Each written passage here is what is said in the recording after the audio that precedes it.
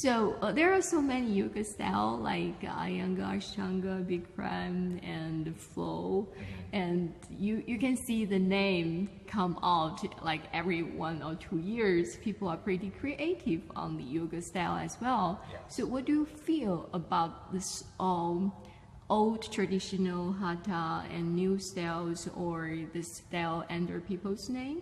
Then how do you integrate it in your practice? Well, I mean, I definitely believe in tradition.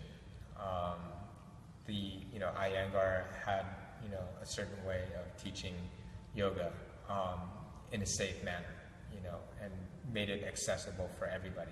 People with injuries, people with limitations, and that was what was great about Iyengar, is that he broke down the asanas, and this is how you do it, and this is how you can modify, for your body type.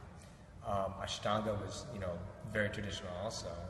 These were basically the descendants of Pattabhi Jois. Not Pattabhi Jois, but Krishnamacharya. And so Pattabhi Jois created Ashtanga, of course, a very, very disciplined practice.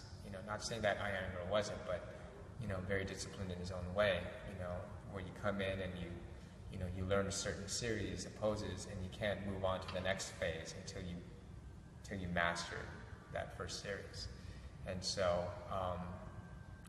what I've learned with, and I had a chance to study with Iyengar teachers and Ashtanga teachers, so I had a feel for both what we call flavors of the practice. When I came across YogaWorks integrated, three styles: the Vini Yoga,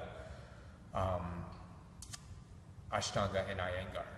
Vini Yoga is more, subtle body, very deep, very, very advanced practice, but gentle in a certain way. And then, you had Ashtanga and Iyengar. When you combine those three, when I finally did the training, it made sense. Like, oh yes, I know Ashtanga. Now we're combining those things, and this is how I teach. This is, so it's nice to take from the traditions and build on that.